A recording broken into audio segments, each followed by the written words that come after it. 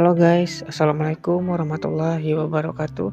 Hari ini kita akan membahas tentang kisah Raja Namrud, sosok yang kejam. Namrud adalah anak Raja Kan'an. Seperti yang kalian ketahui, Raja Namrud adalah raja yang selalu menolak dakwah Nabi Ibrahim alaihissalam karena dia menganggap dirinya sendirilah Tuhan. Setiap orang datang ke istananya untuk meminta makan akan ditanya, "Siapakah Tuhanmu?" Maka semua orang menjawab, "Engkaulah wahai rajaku." Raja Namrud pun memberikan makanan kepada mereka. Baiklah, sekarang kita akan membahas saat kelahiran Namrud. Saat lahir, Namrud, sang ayah bernama Kan'an, menginginkan dia dibuang karena dianggap akan membawa keburukan. Dan Kan'an pun berkata, "Bunuh saja atau buang saja ke tanah lapang agar dia mati," perintah dari Kan'an kepada istrinya. Bayi Namrud dilemparkan ke tanah lapang di antara kumpulan-kumpulan sapi yang sedang merumput. Anehnya, semua sapi menjauhinya, dan setiap kali ada binatang yang melihatnya, binatang itu kabur menjauh. Oleh sang bunda, akhirnya bayi itu dibuang ke sungai. Bayi merah itu terbawa arus sampai ke sebuah sumur, sebab tidak ada yang berani mendekatinya. Allah menundukkan seekor macan tutul betina untuk menyusuinya. Hal itu dilihat penduduk satu kampung. Lalu mereka membawa anak tersebut dan mengurusnya.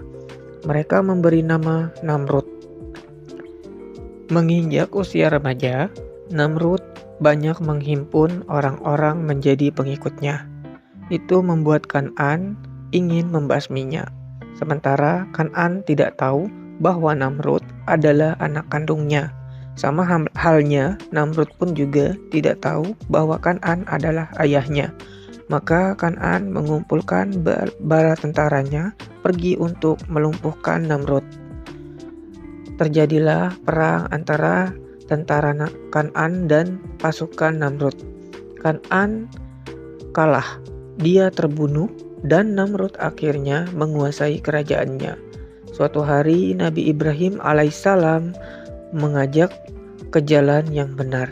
Raja Namrud menolak dengan sombongnya, lagi-lagi sifatnya membuat ia lupa diri. Kisah tersebut jelas ada di dalam Al-Quran, surat Al-Baqarah ayat 258, yang artinya, "Tidakkah kamu memperhatikan orang yang mendebat Ibrahim mengenai Tuhannya? Karena Allah telah memberikan kerajaan atau kekuasaan."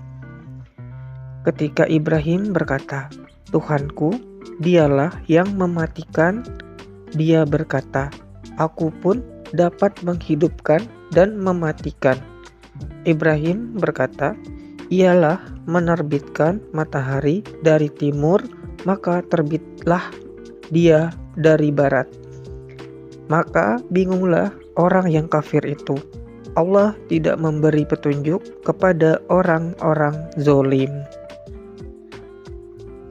Mendengar Nabi Ibrahim menjawab itu, Raja Namrud hanya diam dan mengusirnya. Nabi Ibrahim pun pulang dengan membawa tangan kosong. Namun Allah Subhanahu wa Ta'ala memberikan rezeki tak terduga kepada Nabi Ibrahim alaihissalam. Ia mengubah sekantong pasir menjadi makanan lezat dengan berbagai macam pilihan. Setelah hari itu, Raja Namrud gelisah. Allah Subhanahu wa Ta'ala pun mengutus malaikat dan mengajaknya untuk beriman kepada Allah Subhanahu wa Ta'ala. Hanya saja, lagi-lagi sifat sombongnya membuat ia lupa diri. Ia menyangkal kekuasaan Allah dengan berkata, "Memangnya ada Tuhan selain diriku?" Malaikat utusan Allah pun datang hingga 2 kali, tetapi Raja Namrud tetap tak mau beriman. Pada kali ketiga, malaikat pun datang dan ditolak lagi.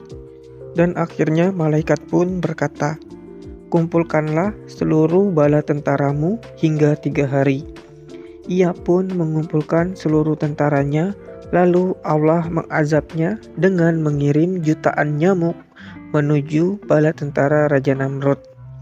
Saking banyaknya, sinar matahari pun tertutup oleh gerombolan nyamuk. Nyamuk tersebut menghisap seluruh darah bala tentara Raja Namrud. Melihat itu, Raja Namrud pun lari dan bersembunyi ke ruangan khusus. Tetapi satu nyamuk mengikutinya dan masuk ke kepalanya melalui lubang hidungnya. Ia menyiksa Raja Namrud selama 400 tahun atau selama ia berkuasa dengan sifat sombongnya. Raja Namrud pun meninggal dunia dengan keadaan zolim.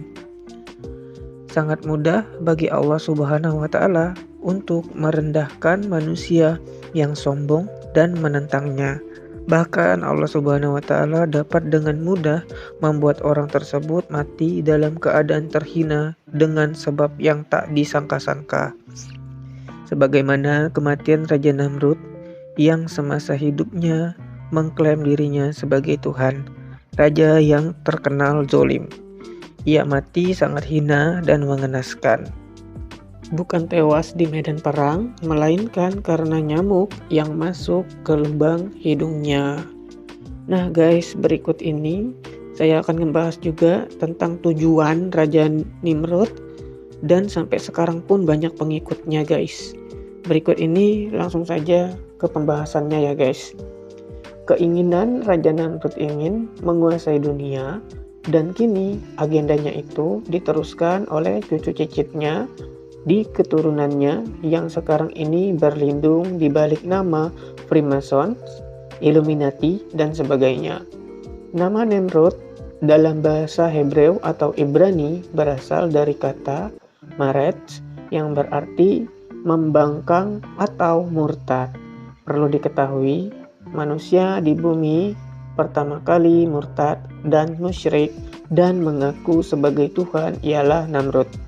Kerajaan pertama yang tumbuh di muka bumi ini ialah Kerajaan Namrud, diperkirakan pada tahun 2275 sampai 1943 sebelum Masehi, tepatnya di kota Babylon di Irak, dan berkuasa hingga 400 tahun. Namrud juga adalah manusia pertama yang memerintahkan agar membuat bangunan-bangunan yang megah dan besar. Antara lain, bangunan yang terkenal itu bernama Menara Babylon dan kota Nineveh dan kota-kota lainnya. Dan keinginan Namrud ingin menguasai dunia di bawah satu pemerintahannya, itulah yang kini disebut sebagai New World Order. Dan penerus mereka inilah yang mulai dikenal sebagai Masons, yang ada zaman modern kini dikenal dengan nama Freemasons. Freemason sendiri ini adalah mengenalkan sihir dan memuja-muja mistik sesaat, atau antaranya percaya pada kuasa angka dan bentuk geometri. Berikut ini adalah keturunan dari Raja Namrud. Yang pertama, anaknya yang bernama Azurat, Eliezer, Magor, dan Hunner. Dan cicit-cicitnya bernama Hazar Mawet, Rehu, Abimal, Almodad, Jerah, Hadoram, Diklah, Uzal, Seleb, dan Jobab. Nah guys, selesai sudah video pendeknya. Dari cerita di atas bisa kita simpulkan bahwa setiap manusia harus mengakui bahwa Allah itu ada dan tidak boleh mengingkari apa yang diajarkan oleh Allah Subhanahu wa Ta'ala, dan jangan pernah menduakannya. Contohnya seperti ini, walaupun sepintar apapun, Allah dengan mudah mengazabnya tanpa sedikit pun disisakan, walaupun ada peninggalan-peninggalannya. Dan akhir kata guys, saya ucapkan wabillahi taufiq wal hidayah. Wassalamualaikum warahmatullahi wabarakatuh. Nanti mungkin akan saya bikinkan lagi tentang hewan mitologi kuno, tentang Mesir kuno. Kemungkinan 3 atau 4 hari lagi guys. Baiklah guys, see you next time guys, next video. Bye bye.